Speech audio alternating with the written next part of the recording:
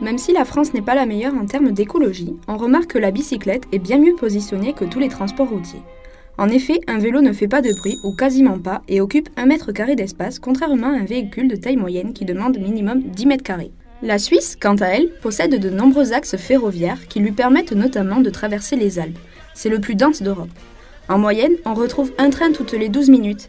L'énergie hydraulique permet de faire fonctionner ces trains. C'est en proposant des transports gratuits que l'Allemagne veut réduire la pollution sonore et l'émission de CO2.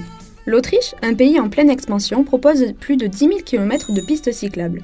En ville ou à la campagne, on retrouve des routes adaptées pour chaque mode de transport. Et pourquoi pas essayer le zéro carbone ? Par rapport à la République tchèque, ses habitants sont ceux qui utilisent le moins l'avion pour les départs en vacances. Environ 73,8% seraient prêts à utiliser leur voiture personnelle. Néanmoins, le pays essaie de développer le vélotourisme. Effectivement, la Pologne se démarque de tous les autres pays.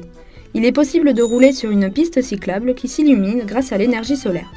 Les ingénieurs de l'Institut de recherche technologique ont créé cette piste à l'aide d'un revêtement de luminophore, ce qui permet d'absorber la lumière du soleil pendant plus de 10 heures. Par contre, la ville de Kiev, en Ukraine, a établi le record du monde pour la distance maximale du vélo électrique sur une charge sans utiliser les pédales, ce qui a permis d'atteindre les 400 km. Pas mal, non ? Peut-être que Bernard Coquille pourra remarquer l'immense parc automobile qui a explosé en Russie. Le pays est passé de 10 millions à 35 millions de véhicules depuis 20 ans. Pour continuer sur la même lignée, parlons maintenant de Almaty, une grande ville du Kazakhstan. Il est discuté de l'interdiction de la circulation automobile dans le centre-ville. Pour clôturer sa course, Bernard Coquille terminera par le pays du vélo, la Chine. Il paraît qu'un vélo électrique vendu en Chine pollue plus qu'une auto diesel française. Et vous, quel pays iriez-vous visiter ?